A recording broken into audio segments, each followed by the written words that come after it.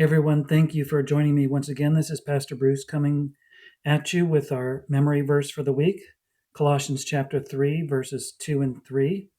And I want to ask you something. What have you been thinking about in the last 30 minutes? Probably all kinds of stuff, but I bet you've probably thought about the pandemic at least once within that last 30 minutes. And that's because that's what's going on everywhere we turn. It's in our emails, it's in our social media, it's on the news, it's in conversations that we have with people. That's all everyone's talking about. But when our mind is sort of fixed on bad news all the time, it can result in causing fear and anxiety within our souls. And how do we battle that? We battle that with our minds. It all comes down to, what are you thinking about? And our passage today is talking about, what do we do with our minds? Now, the context of Colossians here, then chapter 3, is, if you look back in chapter 2, is that there is a way in which the world thinks and acts that looks good and wise and even religious and beneficial, but has no spiritual value. There's no power there. So where is the power? Let's take a look at where the power is and the value is for our spiritual lives in these two verses. Let's read through them. Set your mind on things that are above, not on things that are on the earth. For you have died, and your life is hidden with Christ in God. Now I want you to notice a few things. First of all, I want you to see the connection between what is true and what we are to do.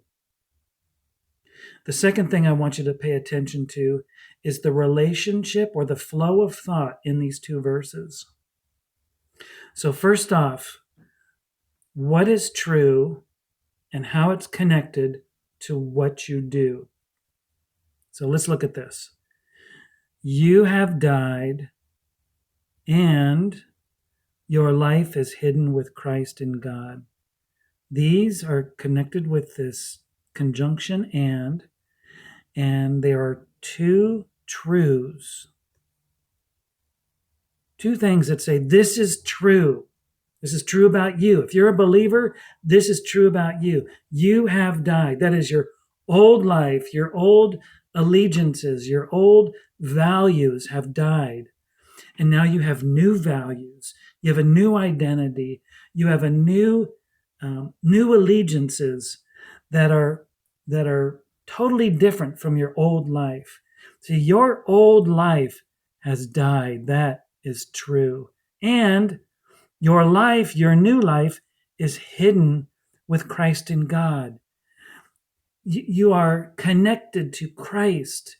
You are identified with Christ. If you look in chapter 2, especially verses 8 to 12, I think, there's a lot in there that tells you what is true about you in your relationship to Christ. You are in Him, and therefore you have died, you have been raised again, and you've been circumcised, and all these truths you find in those verses.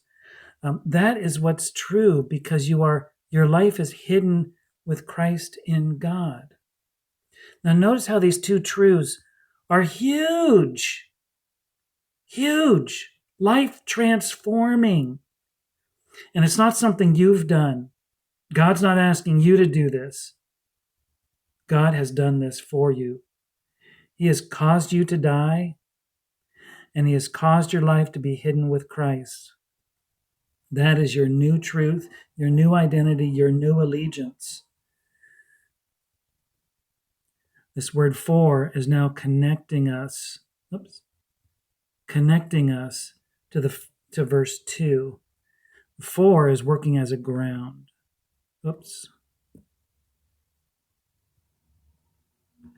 A ground. It's giving us a reason. It's answering the question, why? Why? Why what? Why do we set our mind on things that are above? See, this is the verb, the main verbal idea, set your mind. And this is the to do. This is the doing part of the truth. We have our truths here, and we have the doing up here. This is the one doing, and it's connected to the truth by saying, here is the reason. Why do you set your mind on things above? For or because you have died and your life is hidden with Christ in God. So set your mind, fix your attention on. Don't let it wander. Don't let it be taken captive by this world and the way it thinks. Set your mind, be intentional. Set your mind on things that are above. Notice how this is stated positively. And then we see the same thing illustrated in the second verse, or the second line, but it's stated negatively. Set your mind on things above, not on things that are on earth. So set your mind on things above. Don't set your mind on things that are on earth. So notice the relationship. These two lines are saying the same thing. One saying it positively, one saying it negatively. And then we have the for, or the ground, the reason why we are to do this.